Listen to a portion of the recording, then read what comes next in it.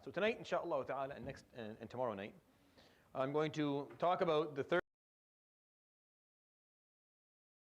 of Hajj, and that which is connected directly to the experience of the Prophet ﷺ, Muhammad. We talked about going through Hajj as if you are walking in the footsteps of our father and mother Adam and Eve, and how everything in Hajj is one way or the other connected to them. And then if you want to experience Hajj through another lens, then you can experience it through the experience of our father Ibrahim and his wife Hajar and his son Ismail alayhimus salam ajma'in. And everything in Hajj is also connected to them and to their experience and to their and we talked about this last week. And then the final way to experience Hajj is through the lens of the Prophet alayhi salatu wasalam, Muhammad. And it's probably the most, the closest of the three to us. Probably the one that has the most sentimental value to us is going through Hajj and remembering the footsteps the Prophet ﷺ took throughout his life there. Because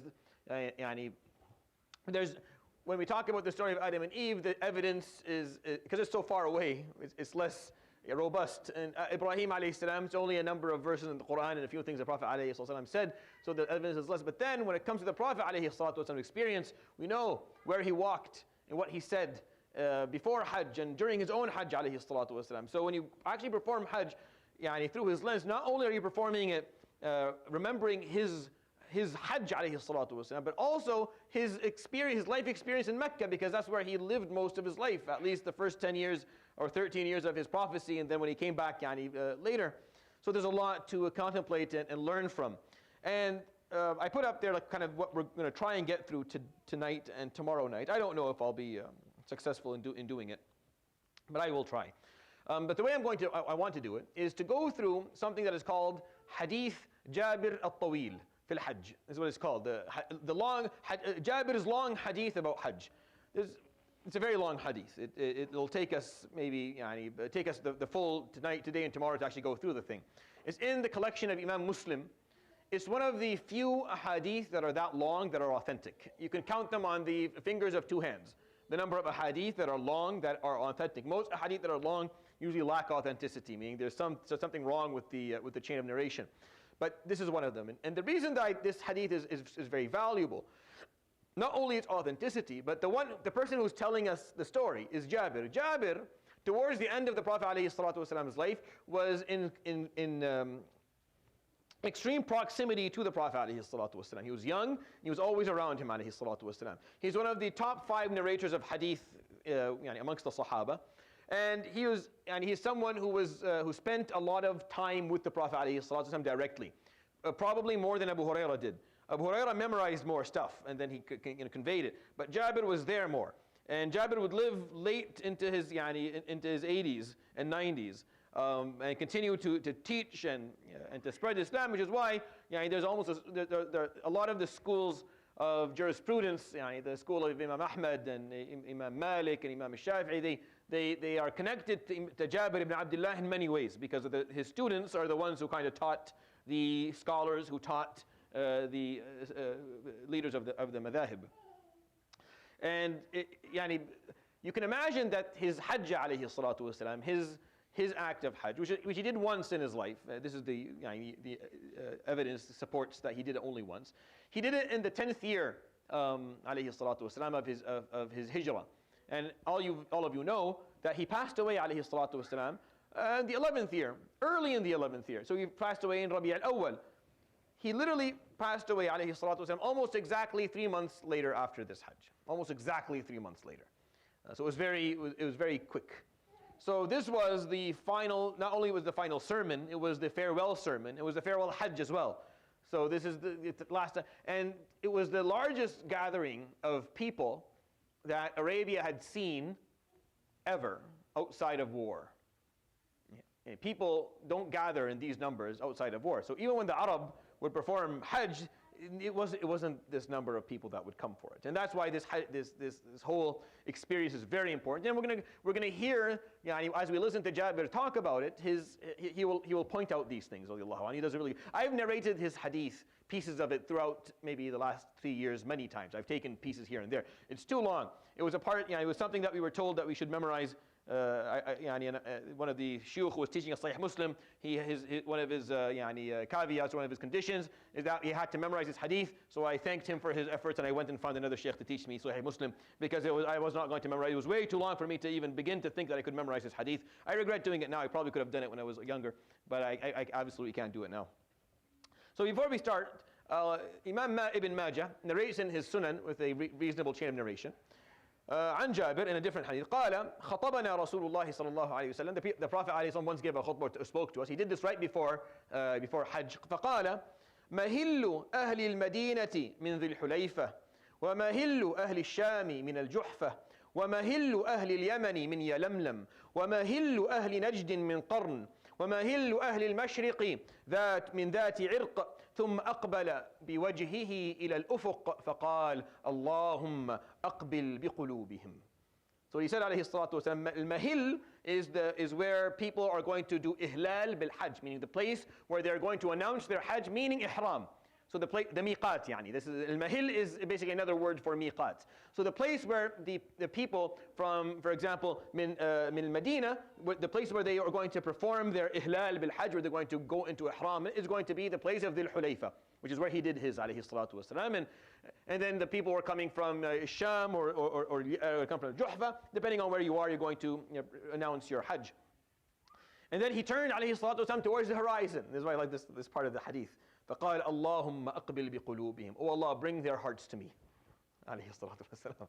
Bring their hearts. As you did for Ibrahim عليه السلام. He told Ibrahim, call وأذن في الناس بالحج يأتوك. Call for Hajj and I will send them to you. And they will come to you from every corner of the earth, walking and on tired horseback. They'll all come to you. So the Prophet عليه الصلاة والسلام, when he announced his Hajj, he pointed out where people should perform their Hajj, and they said, Ya Rab, send them to me. And he did, of course. So we'll start together, inshallah ta'ala, with the hadith of Jabir. And it's narrated to us by Muhammad ibn Ali ibn Hussein ibn Ali ibn Abi Talib. So this is Imam Muhammad al-Baqir, right? You should know a little bit about Ahl al-Bayt al-Nabi alayhi salatu wasalam. Ahl al-Sunnah wal-Jama'ah, for some reason, have kind of left that out of their teachings for their children and for their students of knowledge. You should know exactly who the Prophet alayhi salatu wasalam left behind. And Imam Ja'far al-Sadiq, all of them alayhim as-salam, by the way. If you recite Sahih al-Bukhari or Sahih Muslim, you'll find that these scholars would not call any of them without using that term to talk about them. You perform this in your salah. Allahumma salli ala Muhammad wa ahli Muhammad wa sallim alayhim tasliman kathira. So when you speak of these people, we're speaking of great scholars, and these scholars are actually more ours than they are anyone else's. And they're scholars that we love and respect, and they are scholars who taught our scholars. Like Imam Ja'far al-Sadiq taught Abu Hanifa and Sufyan al-Thawri, and like a lot of our were educated by them. Muhammad al-Baqir, Imam Muhammad al-Baqir, one of the greatest scholars of our tarikh. He is the son of Ali Zayn al-Abidin, the son of al-Hussein alayhi salam, son of Fatima al-Zahra, the daughter of the Prophet alayhi salatu wasalam. This is a person of high lineage. So he says, دخلنا على جابر بن عبد الله. We entered to visit Jabir ibn Abdullah. فسأل عن القوم حتى انتهى إليه. So Jabir is sitting there. He asks who people are until he came to me. فقلت أنا محمد ابن علي ابن حسين. So Jabir, of course, this is very sentimental to him. He is a gentleman who fell in love with the Prophet عليه الصلاة والسلام, and anything that's related to him is something he is of. قال فأهوى إلي بيده أو فأهوى بيده إلى رأسي فنزع زري الأعلى ثم زري الأسفل ثم وضع كفه بين ثديي وأنا يومئذ غلام شاب. So when he heard that, he removed my two azrar, buttons on my shirt, and then he put his hand on my chest, and I was a young man at the time. فقال مرحبا بك يا ابن أخي. Welcome, my nephew. Because he would see his father, Ali Zayn al-Abidin, al-Hussein, as the people that he loved and respected, as his brothers. قال سل عما شئت. Ask whatever you want. You can ask whatever you want. فسألته وهو أعمى. I asked him, and he's a person who had lost his vision. He couldn't see very well, or almost at all. So the reason he was asking, and the reason he did this contact, is because he couldn't see his face. He wanted there to be some contact between him and between the Prophet ﷺ's progeny. Like he felt there was something in it for him, radiallahu anhu, in terms of the sentimental value. قال وحضر وقت الصلاة فقام في نساجة ملتحفا بها كلما وضعه على منكبه رجع طرفاها إليه من صغرها ورداؤه إلى جنبه على المشجب فصلى بنا. And then the salah time came, and he stood to pray for salah. And he had a little piece of, you see the scholars, they have the imamah, and then they have pieces of cloth on their shoulders, and he had a very small one. It kept on falling off because it wasn't big enough to cover his shoulders, because Sayyidina Jabir radiallahu anhu lived poor. Like financially, he didn't have a lot, and he never asked for a lot. He refused gifts from people. He refused gifts from the khulafa and from the umara. He didn't take anything from them, radiallahu anhu. He wanted to live with he wanted to live his life as he lived it with the Prophet alayhi salatu wasalam, in simplicity. So he prayed for us, meaning he led prayer. فقلت, after prayer, أخبرني عن حجة رسول الله صلى الله عليه وسلم. Tell me about the Hajj of the Prophet alayhi salatu wasalam. Like he wanted to hear about this experience, about the story, right? So radiallahu anhu Jabir, he tells the story. And because Muhammad ibn Ali ibn Hussein and the people with him were young, they memorized what he said. They memorized like this very long hadith. They memorized. I am sure, some of it is not verbatim or word for word, but they memorized what Jabir taught that day. So this is what Sayyidina Jabir radiallahu anhu did. فقال بيده فعقد تسعا. فقال إن رسول الله صلى الله عليه وآله وسلم مكث 9 سنين لم يحج ثم أذن في الناس في العاشرة. The Prophet عليه الصلاة والسلام went like this. The Prophet عليه الصلاة والسلام spent 9 years. He performed Hajj. See, that was a big deal. For someone who was from Ahl Mecca, as the Prophet عليه الصلاة والسلام was, it was a big deal for him to go 9 years with no Hajj. Because he would perform Hajj عليه الصلاة والسلام every year. The people of Mecca would always do that. And the Prophet ﷺ would have wanted, even after he went to Medina, to be able to perform Hajj every year. But he couldn't. Because Quraysh wouldn't allow them. They tried to go and they ended up with the Treaty of Hudaybiyah. And they went back for the Umrah because they wouldn't allow them for Hajj. And that was risky. A war almost began. So the Prophet ﷺ was not able to perform Hajj. It was only after Fatah Mecca that this became an option. And he didn't go immediately because a lot had to change in Mecca before he could do that. They got to make sure that it took a while to get the Asnam out and to clean it up and to politically to position people in the right place so that going to Hajj would not cause more controversy. His thought process alayhi salatu wasalam after Fatah Mecca was always to make sure that he was not going to cause more bloodshed. So before he brought himself for Hajj and others, he had to make sure that the whole climate was now clear, that there were no more people, no more troublemakers left in Mecca. This took a while. It didn't happen immediately after the 8th year after he performed Fatah Mecca. It took around a year to kind of cleanse Mecca out of the people who had a lot of negativity towards him, alayhi salatu wasalam, towards Muslims. But they did. So finally, he called in the 10th year. So a nida, adhan went out. وَأَذَانٌ مِّنَ اللَّهِ وَرَسُولِهِ إِلَى النَّاسِ يَوْمَ الْحَجِّ الْأَكْبَرِ. So an adhan went out, meaning an announcement, near and far, would leave Medina. What was the announcement? فقال إن رسول الله صلى الله عليه وسلم حاج. That the Prophet عليه الصلاة والسلام was going to go and perform Hajj. He had intended Hajj. Imagine yourself living back then. And you're maybe a couple of kilometers away from Medina. You have a house and you're working. And you hear the Prophet عليه الصلاة والسلام is going for Hajj. قال فقدم المدينة بشر كثير كلهم يلتمس أن يأتم برسول الله صلى الله عليه وسلم ويعمل مثل عمله. So many people came to Medina. بشر كثير. Many human beings start to come to Medina. Why? They heard the Prophet ﷺ is going to perform Hajj. They dropped what they had in their hands and they took whatever provision they had and they went to Medina. What, I'm going to miss the Hajj with the Prophet ﷺ? I'm not missing that. This is what everyone's saying. We're definitely not going to miss it. He hasn't performed Hajj since he left Mecca. And back in the time, see, Hajj was known, just as a reminder to you, Hajj was known to the Arabs. The Arabs had been performing Hajj since the time of Ibrahim and Ismail alayhi salam. They never stopped. Now, granted, they inserted into Hajj a lot of shirk. A lot of shirk was surrounding the acts of Hajj, but the basic concepts of Hajj were still there. Like the basic rituals and ideas of standing in the Mash'ar al-Haram and Tawaf and Sa'i, they still had that stuff. They had lost a lot of it throughout the centuries and wasn't there. The Prophet ﷺ performed Hajj to the best of his ability before his prophecy, without getting involved in any of the shirkiyat. But after he became a Prophet ﷺ, he was never commanded to perform Hajj in a certain way, because the Kaaba was surrounded by al-Asnam, and he didn't have that, so he performed it normally, the way everyone else was. And that's how we know that because the Prophet ﷺ, he used those Hajj to go and speak to the different qaba'il year after year. Talk to the tribes to get them to support him. That's how he got to know the people from Yathrib to begin with. But once he went to Medina, he wasn't given the command by Allah to go perform Hajj. Hajj was known to him and to the Arab, but he wasn't given the command directly or the permission to perform Hajj. Once he was at that 10th year, he ﷺ knew what that meant. He knew what that meant. He knew that that was the end. That this was more of a farewell thing. Go, this is the last time you'll see it. This is the last time you'll go back to your home. This is the last time you'll be in the Haram. The last time you'll see the Kaaba. The last time you'll be in the Mash'ar al-Haram. This is the last time. And you're coming back in a different way this time. You're not coming back with blood. You're not coming back to conquer. See, all the times he went back to Mecca were different. Like when he left Mecca under siege. He came back for Hudaybiyah, it was a treaty. He came back for Umrah, there was a lot of hostility. He came back for Fatah Mecca, there were swords. This is the first time he's going to come back, and none of that's going to exist. It's going to be very peaceful. It's a completely different mentality and mindset. So people were looking forward to this. They were looking forward to go to Mecca with no trouble. You don't have to carry your swords with you and fight. And no, we're just going to go, and it's going to be beautiful. And we're going to be with the Prophet ﷺ. And everyone had a feeling that his prophecy was slowly coming to an end. Okay? At least the more mature Sahaba did. Like Abu Bakr and Umar and Uthman, they had the understanding of this. So everyone came, many people came to Medina. كلهم, all of them, يلتمسوا أن يأتم برسول الله.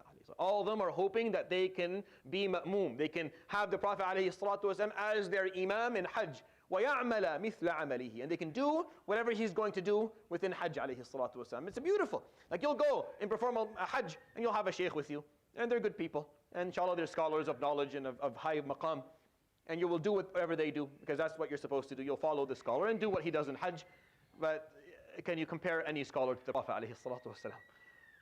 Can you compare a Hajj that you'll perform with a scholar, no matter how high, and doing Hajj with the Prophet ﷺ? So people weren't going to miss this. People weren't going to miss it. فَخَرَجْنَا مَعَهُ حَتَّى أَتَيْنَا ذَا الْحُلَيْفَةِ. So we left with him ﷺ. We were moving all together until we came to ذا الحليفة, the miqat, the mahil of Ahl al-Madinah, where they perform. فَوَلَدَتْ أَسْمَاءُ بِنْتُ عُمَيْسٍ مُحَمَّدَ بْنَ أَبِي بَكْرٍ. And right there at Dhul Hulayfa, as they are performing their ihram, Asma bint Umays would give birth.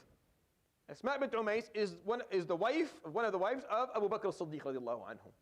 Now Asma bint Umays is an interesting character. She was married radiallahu anhu to Ja'far ibn Abi Talib initially, who passed away, was martyred on the day of Mu'tah. And she had children from him. So then she married Abu Bakr as-Siddiq, and she had children from him. One of her children is Muhammad ibn Abu Bakr, who, for those of you who study hadith and fiqh, he's an important character. And then Abu Bakr would pass away a few years later, so she would marry Umar and have from him. And then he would pass away, and she would marry Uthman, and she would have from him. And then he would pass away, and she would marry Ali, and she wouldn't have anyone from him. She married all the Khulafa al-Rashidin and Ja'far ibn Abi Talib. And she buried all of them. Radiallahu anha wa ardaha. Our ancestors were very different when it came to how they viewed marriage and how it was a different time. They were much more, they knew how to enjoy their lives, in my opinion, way more than we do. A lady would marry, it was rare for a young lady of honor and of religious status to be sitting around with no husband. It was very, very unlikely for that to happen. There would have to be a very good reason for it. Asma bint Umays, of great lineage and of great sharaf and honor. She was a lady of early Muslimah, of great piety. So she wouldn't, even the timing that exists after talaq and after the death of a husband, one of the main reasons for it, like the iddah that the lady has, is so that men don't come and ask for her hand during that time. So she can have time to process what just happened, whether it was the death of her spouse or the divorce that she went through, so that she wouldn't have to deal with suitors right away. Now, if she gets divorced, khalas, her life, that's it. It's impossible to. A lot has changed, and I don't know if we have the capacity today to actually turn things around. I look around and people in their late 20s and 30s and 40s, healthy, wealthy, capable young men and young women sitting around with no marriage. I don't understand. This has to be fixed somehow if we want to save what's left of this ummah, if we want to actually keep What we've got has to change. I don't know exactly how it's going to change. I have suggestions that you don't want to hear, so I'm not going to share it with you, but a lot has to change. Or else this epidemic that we are seeing of unusa, of people sitting around going into the good years of their lives, the reproductive years of their lives, as young men and young women, with no marriage and no children, is not healthy and it's not good for our ummah. For a woman, she shouldn't, like, if you go read medically, after 25, that's not optimal to have children. After 30 is even more. After 35 is even more. It's not me. Go read the medical literature. For a father, the same thing. If your first child is coming and you're 35 years old, that should be your last one. Should be closer to your last. If there's 40 years between you and your son, how much time do you think you have to spend with this kid? And how much patience do you have? Wallahi, you don't have that much. You have to have them in your 20s where you're still flexible mentally, not just physically, but mentally, where you're over spiritually, able to deal with what's going to change in your life. They come and they overrun you. They obviously take away everything. So you have to be able to give it away. If it's too late, I'm not saying that you shouldn't do it. If you're late, you should still do it. I'm just trying to say that we should have a mentality shift. Let's go back a little bit. Let's go think this. Let's think this again. Let's think about this. Let's reassess this. I know that the Western model is, it's not a good one. It's not a good one. They're the ones who started the 60% divorce rate. Yahi. They started this. They came up with they decided to do it differently, and this is what they stuck with. The majority of their children are living in two houses at the same time. Yahi, that shouldn't be the norm. That shouldn't be the norm. Asma bint Umays remarried in her life time and time again, and her children were taken care of, and she was fine. Anyways, that's the end of my rant. She had Muhammad ibn Abi Bakr at Dhul Hulayfa, like at the Ihram, at the time of Ihram. فأرسلت إلى رسول الله عليه. So she sent to the Prophet. كيف أصنع? What do I do? Because now she is nufasa. The haid and the nufasa, they can't pray, but they can perform Hajj. So a lady who's menstruating or is postpartum, they can't pray, but they can perform Hajj. So she would ask the Prophet ﷺ, what do I do? فقال اغتسلي واستثفري بثوب وأحرمي. So make ghusl and then استثفري, put padding for yourself so that you don't, back then it was hard. It was not an easy thing for a lady to, during her postpartum timing or during her menstruation to be able to, provide proper protection for herself as she's going around. So wastafri mean get the proper fabric that you need for this so that you're not causing najasa on yourself or where you go. Wahrimi, and then perform ihram and go for Hajj. فصلى رسول الله صلى الله عليه وآله وسلم في المسجد. So he prayed in the Masjid of Dhul Hulayfa where they performed ihram, right? ثم ركب القصواء, and then he got on his naqa called al-qaswa. That's the name of his she camel. حتى إذا استوت به ناقته على البيداء. And then once his she camel was on the Bayda. The Bayda is a little bit of a hill where it's just open land in front of you. And this is what Jabir said. قال نظرت إلى مد بصري بين يديه من راكب وماش وعن يمينه مثل ذلك وعن يساره مثل ذلك ومن خلفه مثل ذلك. Said I look in front of me and all I see are human beings walking and on horseback. And I look at his right alayhi salatu wasalam, and all I can see are people. I look to his left and all I can see are people. I look behind me, all I see is people. It's just people everywhere. He had never seen so many people radiallahu anhu in his life. And when I said, I'm with the Prophet, because Jabir would hold the Prophet ﷺ's she camel's rein. That's the degree of proximity he had. So he's standing there, and for a moment, and I love Jabir. I love this hadith because Jabir is he's a very profound individual. Like he would take note of certain things. He wouldn't just tell us things. He would take a moment and just draw a picture for you. Like he didn't have to say this piece, but he felt something that moment. He stood there, and he's like, I'm looking everywhere. It's just people walking in on horseback. يقول ورسول الله صلى الله عليه وآله وسلم بين أظهرنا وعليه ينزل القرآن وهو يعرف تأويله وما عمل به من شيء عملنا به. He said, it's just people. And the Prophet ﷺ is amongst us. and Quran is being descending upon him, and he is explaining it to us, and he is practicing it, and we are all practicing with him, alayhi salatu wasalam. It's like Jabir was saying, this was the happiest moment of my life.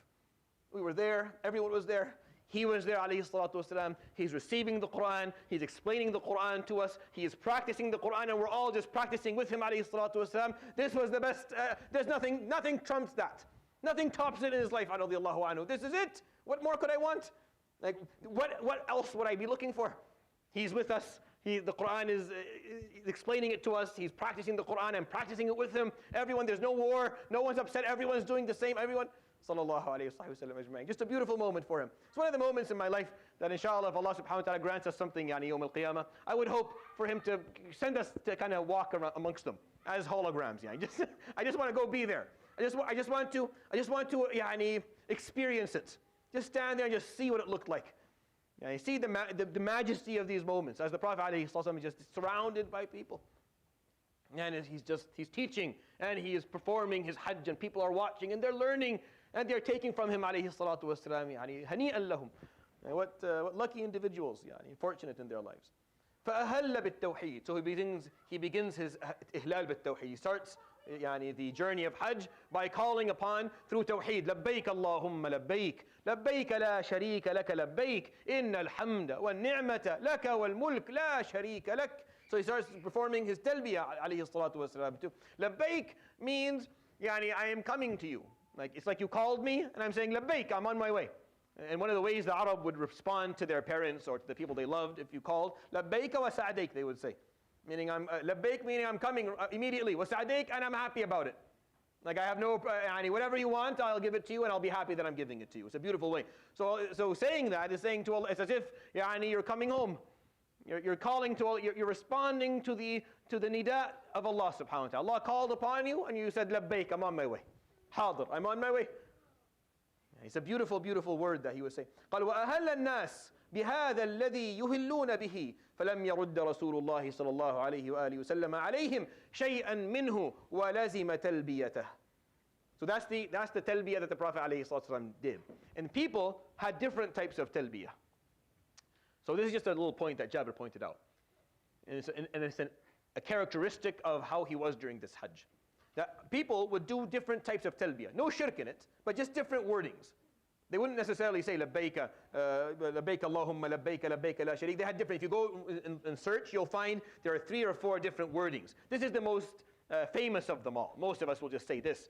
But at the time, the Arab had different ways of doing talbiyah. And people had different customs, different cultures. So they would say the talbiyah differently. It was all tawheed, but differently. And the Prophet ﷺ did not tell any of them to change. Like he didn't go and say, no, say it the way I'm saying it. No, he let people say it however they want to say it. And he stuck to the way he wanted to say it, alayhi salatu wasalam. And this is a very important part of understanding. Within Islam, there is a lot of room for different types of practices. By design, it's like that. It's not by mistake, it's by design. This piece I'm going to talk about, inshallah, probably not this Friday because it's Eid, but the one after. This piece, you have to understand this as a Muslim. Like you have to know that that's not by mistake, it's by design. There's going to be different ways to doing things, and they're all fine. They're all fine. Idbahu baqara. There's different. The word baqara has open. Many different types of cows would have worked. They made it difficult for themselves, Banu Israel. They didn't have to. They could have just taken any cow and they would have been fine. As long as it wasn't a horse or a donkey, they would be fine. And the Prophet ﷺ is of that nature.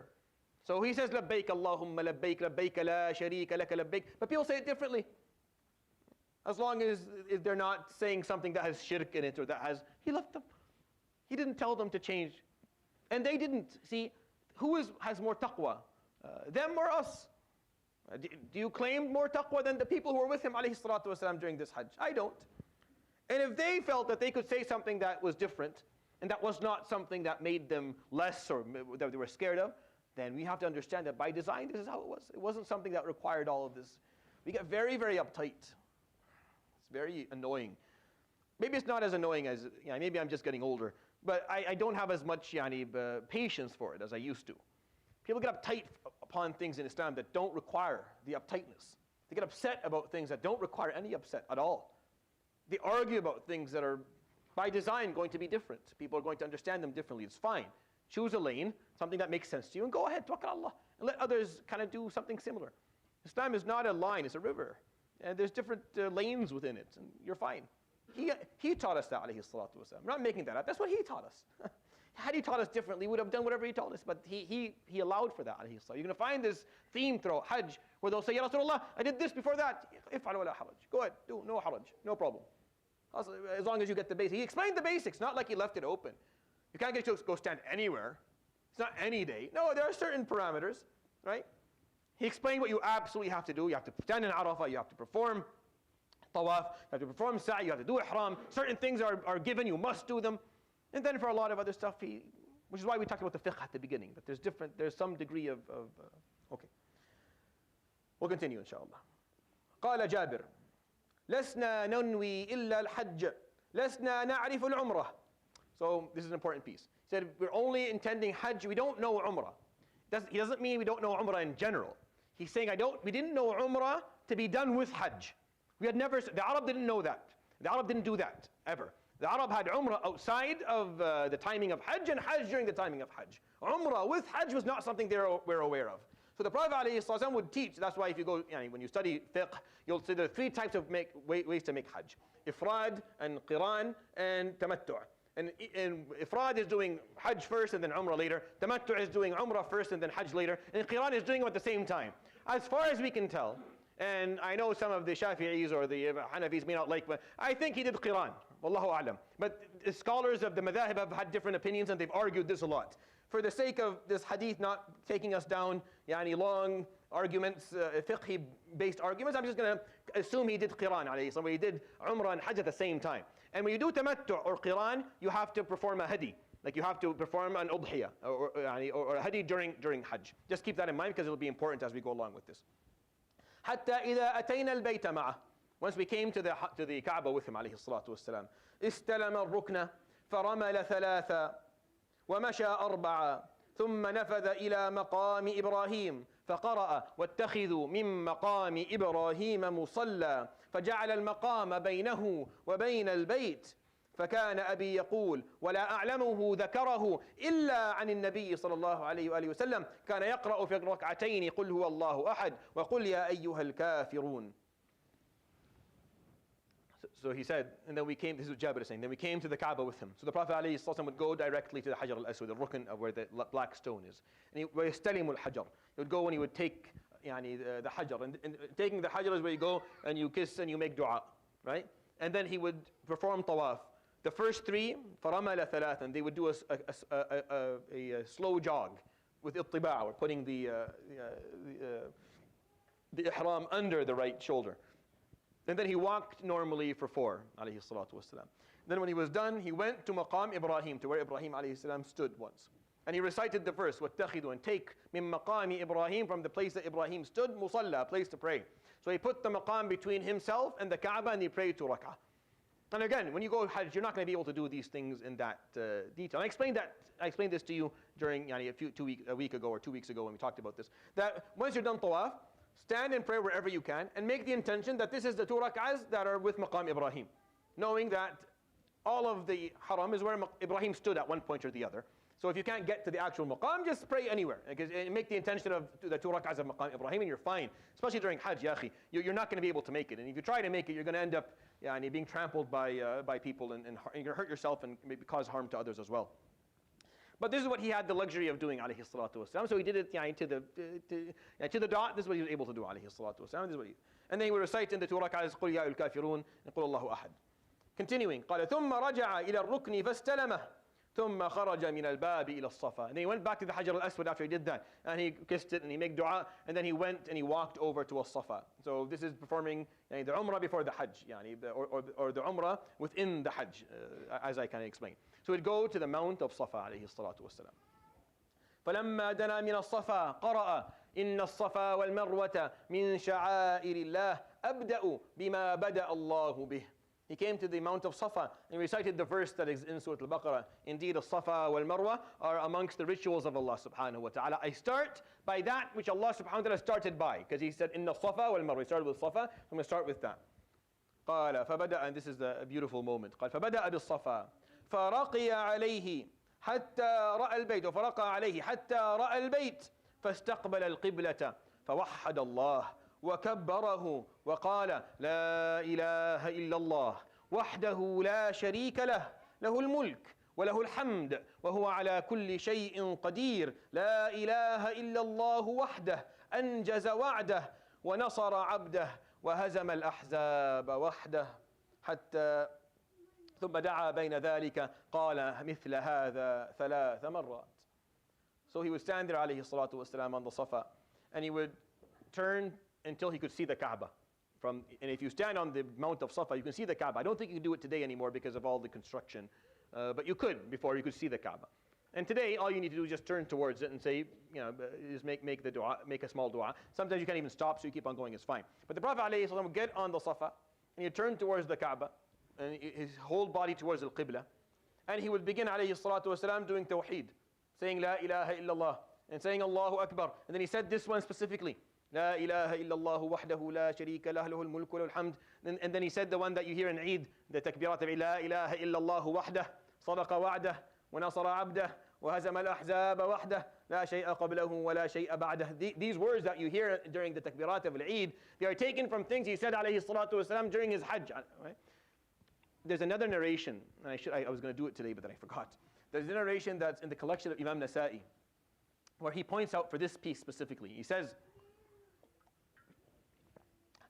and this is how he describes it. قال فوقف رسول الله صلى الله عليه وسلم على الصفا يوحد ويكبر ويدعو والأنصار عند قدميه عليه الصلاة والسلام يدعون ويؤمنون على دعائه وقد اخضلت لحيته بدموعه.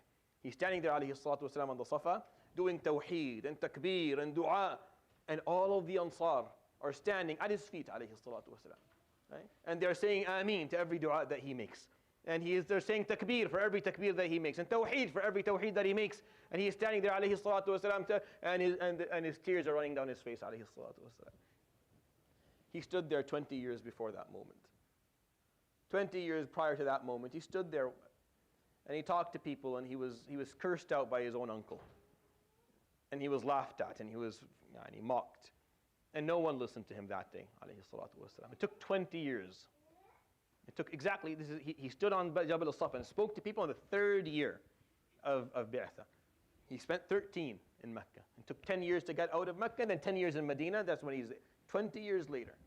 He would stand there, alayhi salatu wasalam, on the same mountain that he stood on 20 years before, when he announced the beginning of Islam, and he didn't receive the support or even the time of the day to explain it to people. He was called names, and they tried to kill him. And today he stands there, alayhi salatu wasalam, and the Ansar are at his feet. And everyone is saying Ameen, every dua he makes, every takbir he makes, every tawheed he stands there. And this is his moment, alayhi salatu wasalam, a moment of humility, a moment of Allah subhanahu wa ta'ala. He granted him, subhanahu wa ta'ala granted him this, alayhi salatu wasalam. I see this Hajj as a gift from Allah to the Prophet, alayhi salatu wasalam, and through that to be a gift to us. Because really it's a gift for us. Another moment I would love to be at. I would love to be at that first time he stood on Safa, alayhi salatu, 20 years later. As all of the Sahaba are just cozying up with one another at his feet, alayhi salatu wasalam, as he makes his dua. And everyone you're just sitting there listening to him. He says things and you're saying Ameen. He is saying things and you're saying Ameen. He's saying La ilaha illallah, you're saying La ilaha illallah with him. Sallallahu alayhi wa sallam. 20 years later, when you go perform Hajj and you stand on the Safa or you do Umrah, remember this. Stand there for a moment. Remember where you're standing.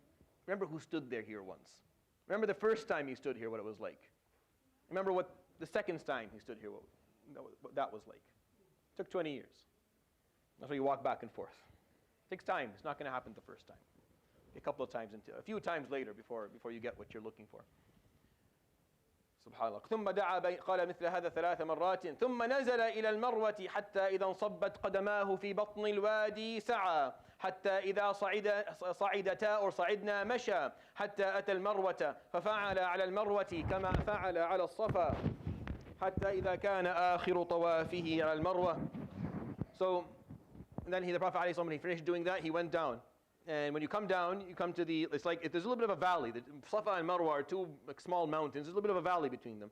So Sa'a, he walked a bit quickly, and that's between the two green lights that you kind of see. And then when he started going up, he slowed down and walked slowly, a bit slower, alayhi salatu wasalam. He got to Marwa. He did on Marwa exactly what he did on Safa, alayhi salatu wasalam. He turned towards the Qibla.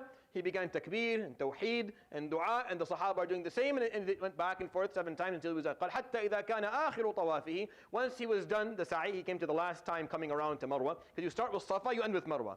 Because Safa and Marwa, so 1, 2, 3, 4, 5, 6, 7. You end here. So he finished with Marwa, and then he said عليه الصلاة والسلام لو أني استقبلت من أمري ما استدبرت لم أسق الهدي وجعلتها عمرة فمن كان منكم ليس معه هدي فليحل وليجعلها عمرة.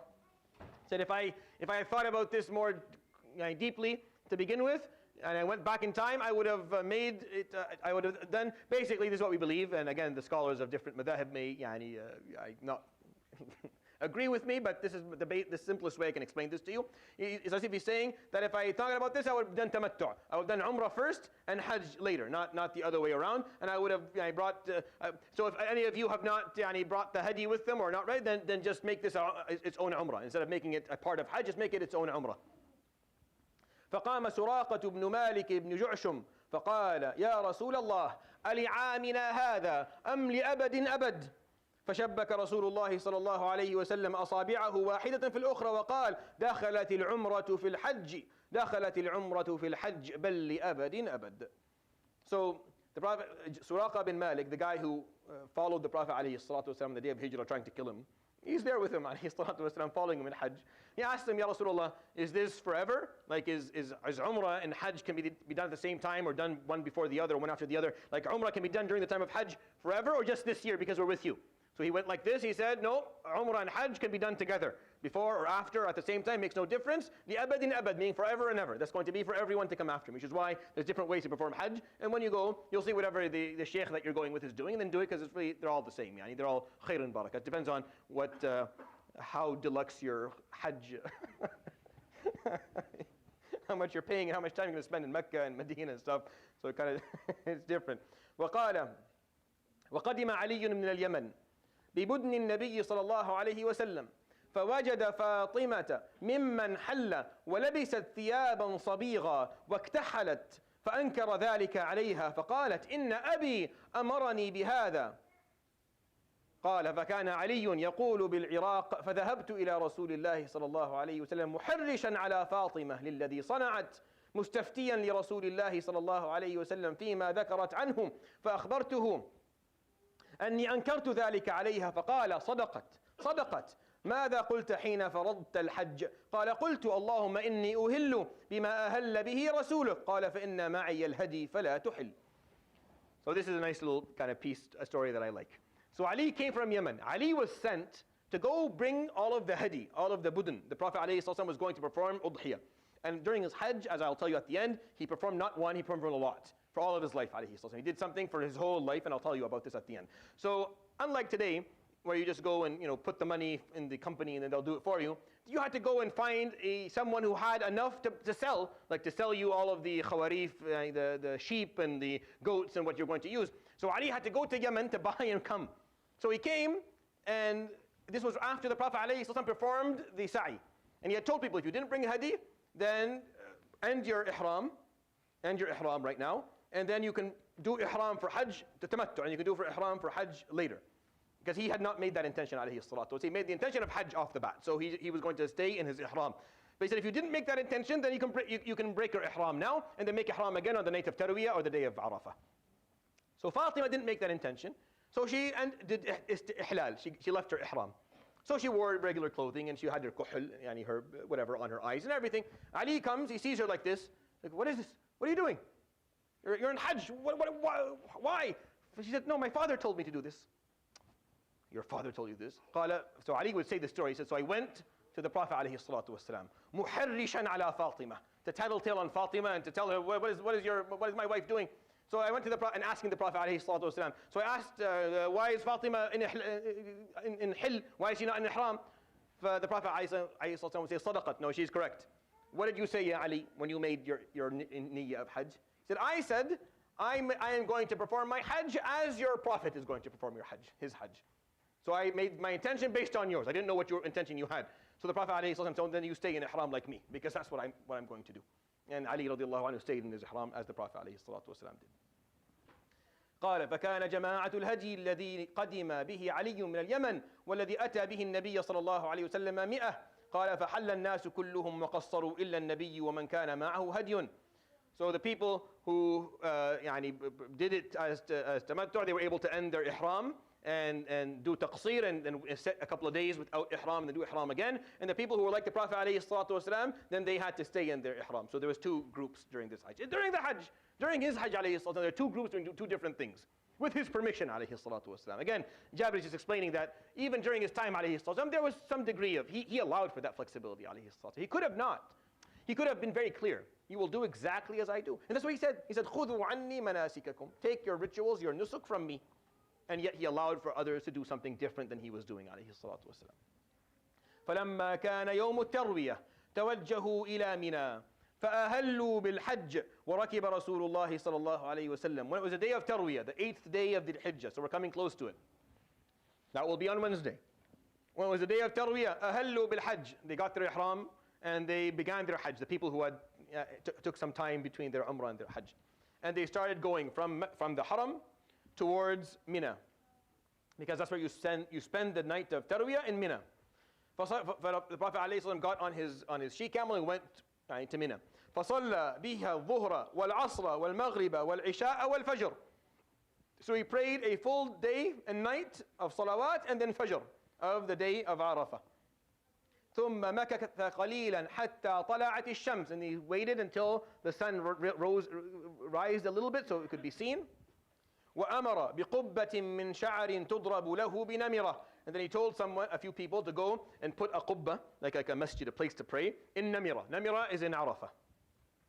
فسار رسول الله صلى الله عليه وآله وسلم ولا تشك قريش إلا أنه واقف عند المشعر الحرام كما كانت تصنع قريش في الجاهلية.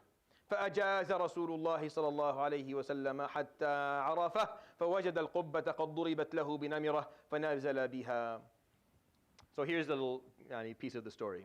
So the Prophet ﷺ would start moving from Mina. You remember this? I showed you the pictures before. So you have Mina, and then you have Muzdalifah, right? So the Haram is over here, and then Mina is over here, and then Muzdalifah is over here, and Arafah is way over here. So Quraysh in Jahiliyyah gave themselves a name. They called themselves al-Hums, and it comes from a root of Hamas. And the concept is that al-Hums are the people who are more strict in their religion than others. So they called themselves the strict ones because they're the people of Mecca. So when it came to Hajj, they would never leave the Haram. So I remember I told you this a few weeks ago. When I say the word Haram, I'm not talking about the Kaaba. I'm talking about the boundaries of the sacred city. Mecca today, most people who live in Mecca live outside the boundaries of the sacred city because it's well known. So Quraysh during Hajj would never leave the boundaries of the sacred city ever.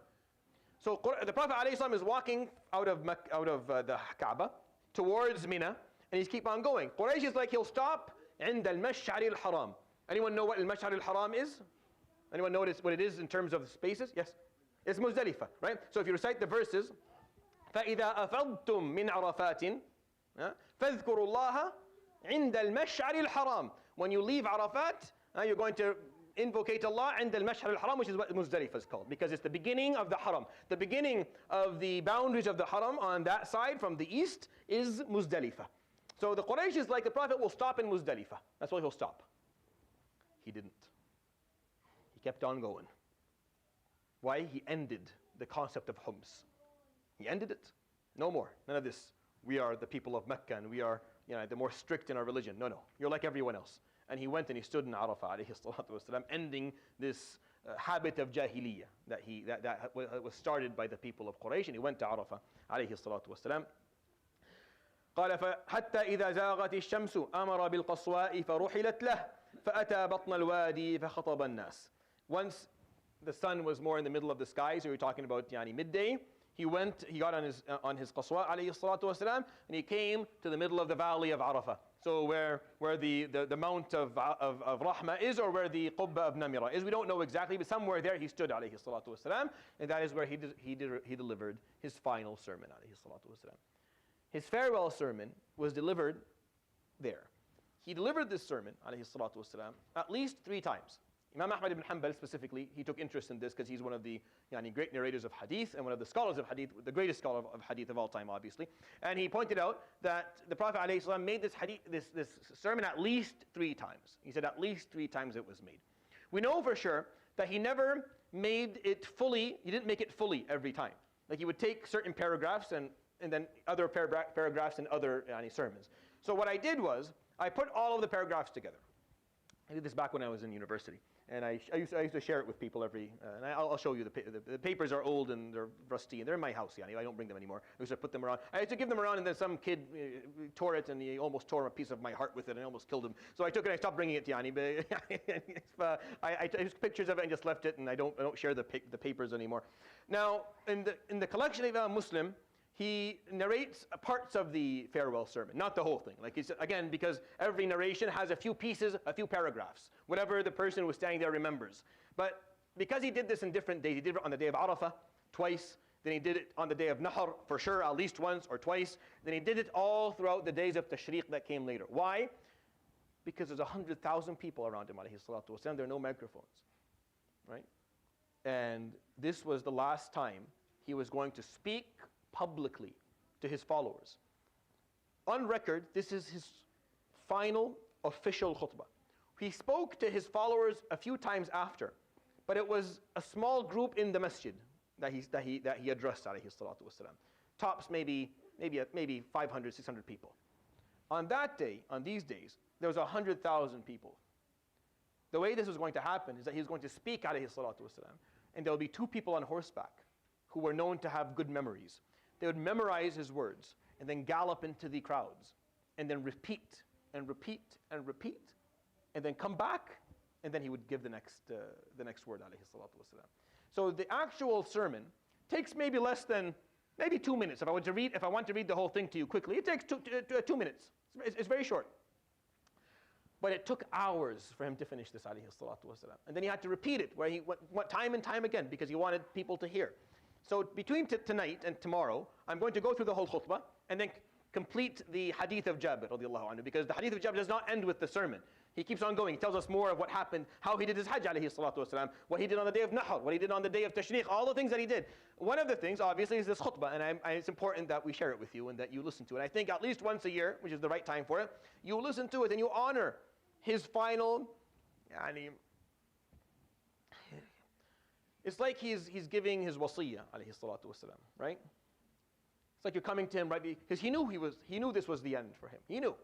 He had no doubt about that. And I'll tell you why tomorrow, inshallah, why he knew that day specifically. I believe okay, maybe I should do it now because we're not gonna have any time anyways, so I might as well. I'll just do it now. During that time, and this is the hadith that I wanted to share with you, just for your own. So the second one, and this Umar al-Khattab tells us this. Some of the Jewish tribes in Medina later on came to Sayyidina Umar when he was Amir al-Mu'mineen later on, and he said, "We heard this ayah that you have in your Quran.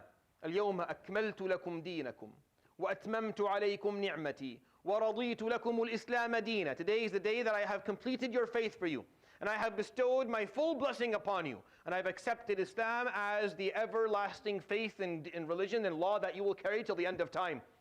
They said, if we received a verse like that in our Torah, we don't have something like that in our Torah, but if we had something like that in our Torah, that would be a big deal. And we make that day a day of celebration every year. So Umar al-Khattab, he said, yeah, well, I know when that was revealed. I was there. I was standing beside him alayhi salatu wasalam the day he received these verses. I watched him receive these verses. I watched him after he received the verses recite them upon us. I remember hearing it. فقال رضي الله عنهم فقال كان واقفا في عرفة يوم حجه. He was standing in Arafah alayhi salatu wasalam, and Jibreel would come and give him these verses to tell him, we're done. Khalas. Islam is now complete. There'll be a few verses that were revealed later, but they would just add to what was already talked about. Like the few verses like إِذَا جَاءَ نَصْرُ اللَّهِ وَالْفَتْحِ which is most likely revealed before this, or وَاتَّقُوا يَوْمًا تُرْجَعُونَ فِيهِ إِلَى اللَّهِ. They didn't bring new concepts. They did not bring new rules or new laws to the deen, right? So when the Prophet ﷺ received this ayah on the day of Arafah, as he's standing there during his Hajj, he knew alayhi salatu wasalam. And when he recited it upon people, Abu Bakr, the sound of his crying would go up. Like he was sobbing the whole time. Abu Bakr knew what this meant. He understood what he was going to lose soon. He was going to lose the one he loved the most, radiallahu anhu, in his life. And this Hajj, he knew that this is what this meant. And then when he heard these verses being recited by the Prophet ﷺ, he knew for sure this was going to happen. Because what happens after completion? قَالَ مَا بَعْدَ الْكَمَالِ إِلَّا النُّقْصَانِ. What happens after completion except things start to go back? Once you peak, what happens after when you peak? Where does the graph go? Right? Because you peaked. This is it. This is the best. That's why this Hajj is so important. Because it's where everything peaked. For the Sahaba who were there. For the Prophet ﷺ in his life. It was the highlight of the whole story.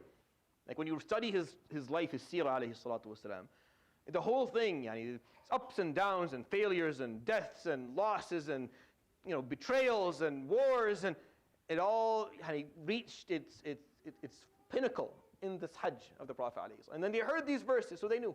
Khalas, it was the end. And because he knew that alayhi salatu wasalam, he turned to people and he delivered this amazing, amazing, amazing sermon.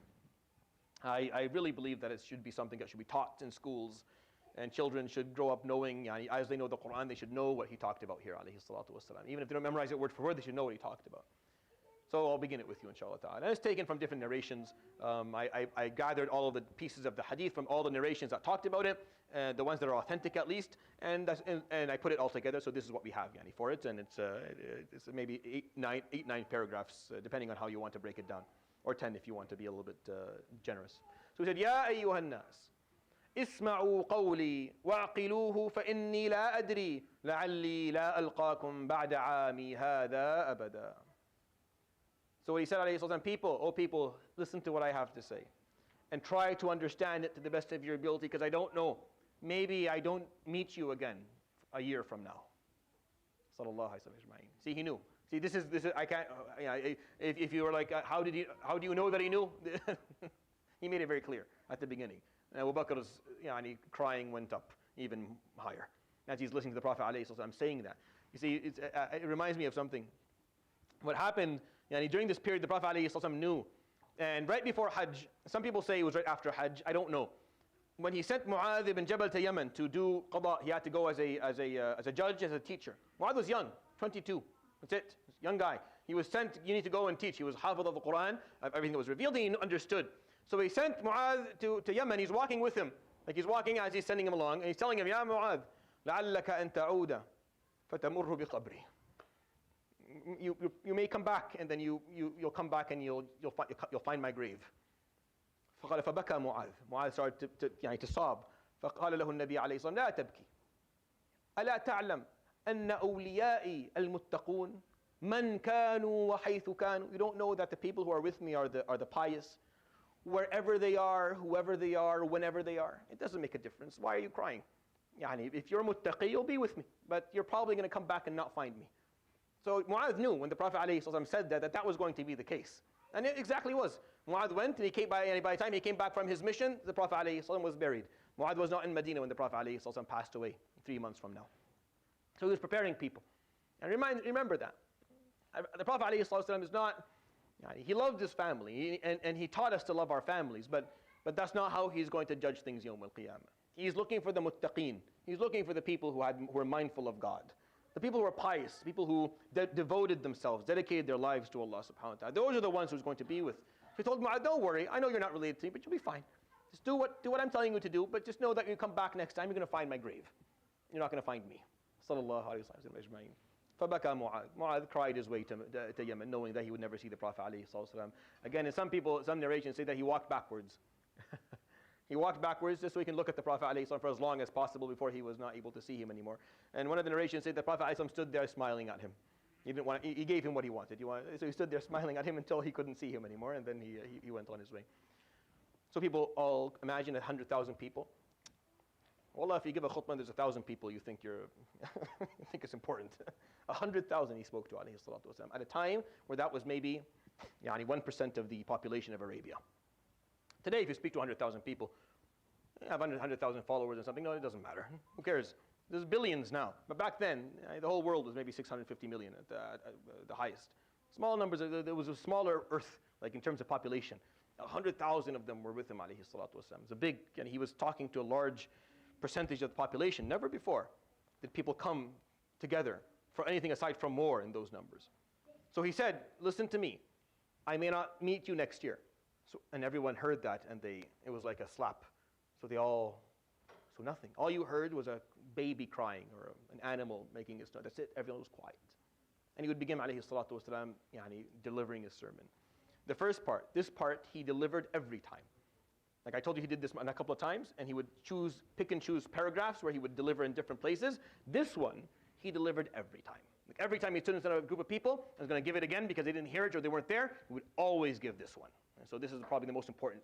And understanding that, this is the most important piece of all, so I'll start with it. And this is the one he always began with. فَقَالَ أَيُّهَا النَّاسِ أَتَدْرُونَ أَيَّ يَوْمٍ هَذَا? Do you know what day it is today? So they would answer, and they would say it's the day of Arafah, or the day of Nahr, or the day of Tashriq, depending on what day it was. And he would repeat the question 3 times. The Arabic way of things is that instead of telling you're wrong, you just repeat the question. It's just more respectful. So repeating the question meant that I don't agree with your answer, think again. So he said it 3 times, and they answered, and then they said, حَتَّى قُلْنَا يُغَيِّرُ إِسْمَهُ. Until we said to ourselves, maybe he wants to change the name of the day. Maybe Allah subhanahu wa ta'ala has called this day as another day. Because they were saying Yawm Arafah, Yawm al-Nahr. These are the days that Arabs know. The Arabs knew this before, like way before Islam was known. So that maybe Islam is going to change the name of the day. So they all went, Allahu wa Rasuluhu a'lam, we don't know, what day is it? He didn't change the name. His answer would be Yawmun Haram. It's a sacred day. It's a holy day. And then he would say, Atadruna ayya shahrin hada. You know what month this is? Same thing. They say Dhul Hijjah. It's Dhul Hijjah. We all know it's Dhul Hijjah. It's Hajj. It's Dhul Hijjah. Repeating the question 3 times, they all understood. Okay, maybe quiet. Maybe he's going to change the name of the month. فَقَالَ شَهْرٌ حَرَامٌ. It's a sacred month. So now they're picking up. They're getting, okay. أَتَدْرُونَ أَيَّ بَلَدٍ هَذَا. You know what place this is? So it would say Mecca or Arafah or Muzdalifah, wherever they were. فَقَالَ بَلَدٌ حَرَامٌ. It's a sacred land.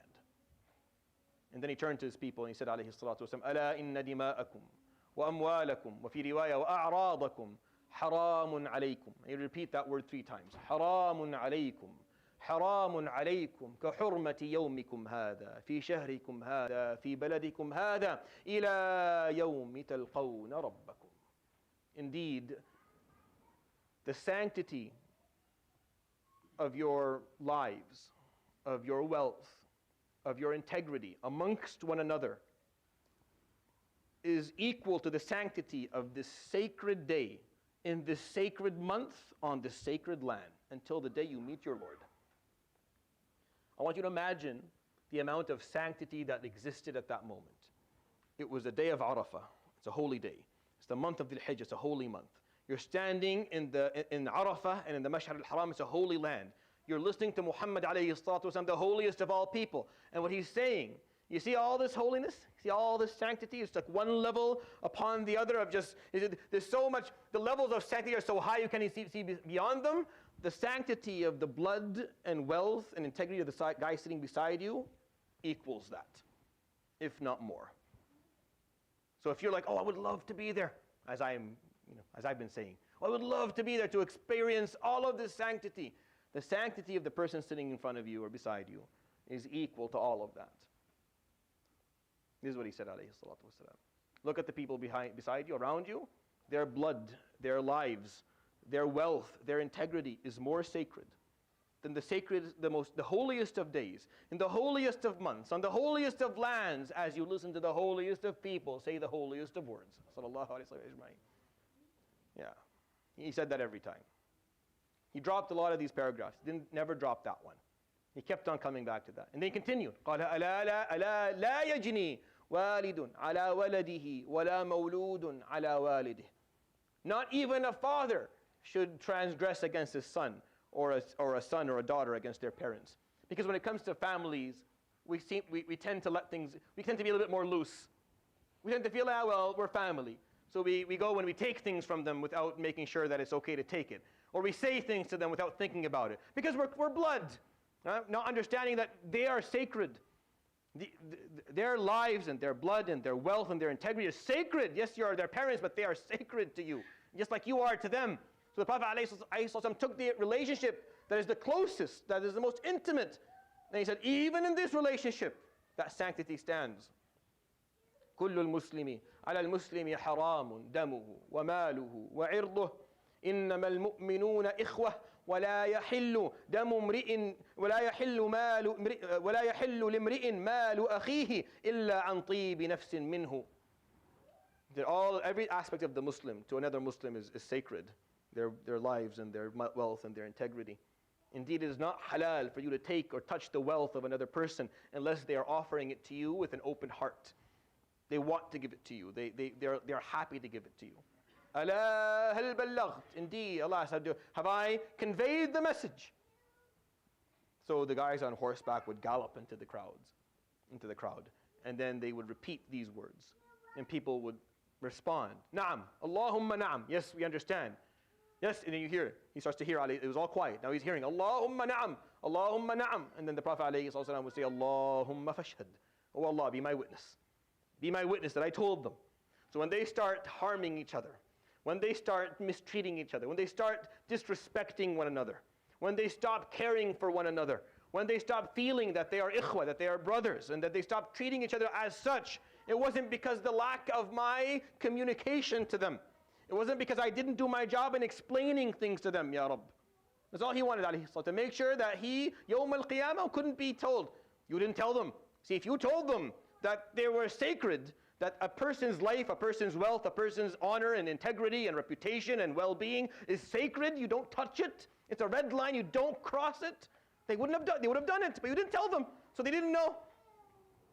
So he just wanted to make sure that before he died, alayhi salatu, he said, I'm telling you. So when you do this, when you transgress, it's not on me. I am telling you. You see all the sanctity that you're experiencing, because Jabir felt it. See, we heard it at the beginning of the hadith. He was like, people and him, alayhi salatu, and the Quran, and practice, and Allahu Akbar, this is beautiful.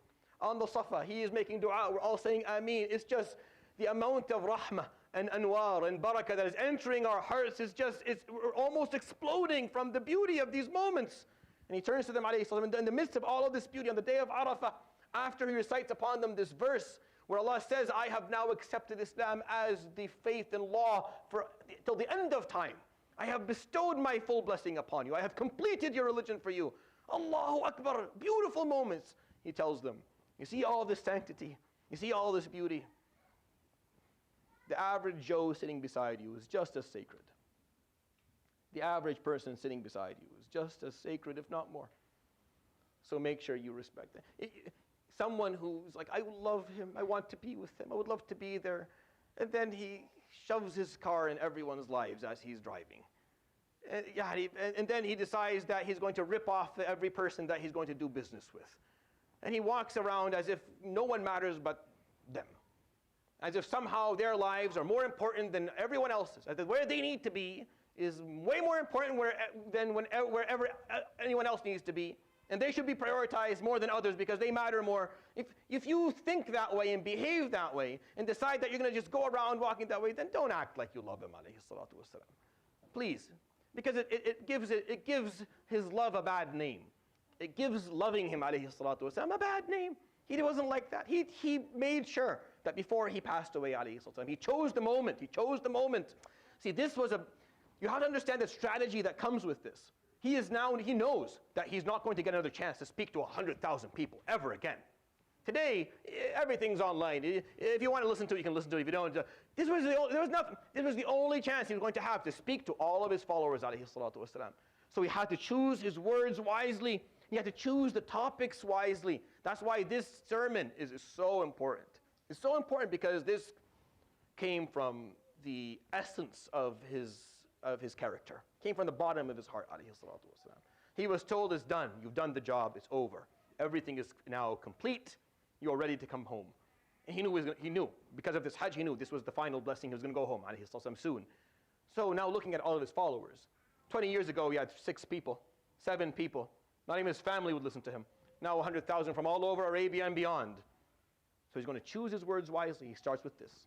He starts with this, alayhi salatu wasalam. And I think as Muslims, we can't really afford to go beyond it. Tomorrow, inshallah, we'll continue the khutbah, and I'll continue the hadith for you if you would like to attend. جزاكم الله خير سبحانك اللهم وبحمدك أشهد أن لا إله إلا أنت أستغفرك وأتوب إليك وصلى الله وسلم وبارك على نبينا محمد وعلى آله وصحبه جزاكم الله خير وبارك الله فيكم.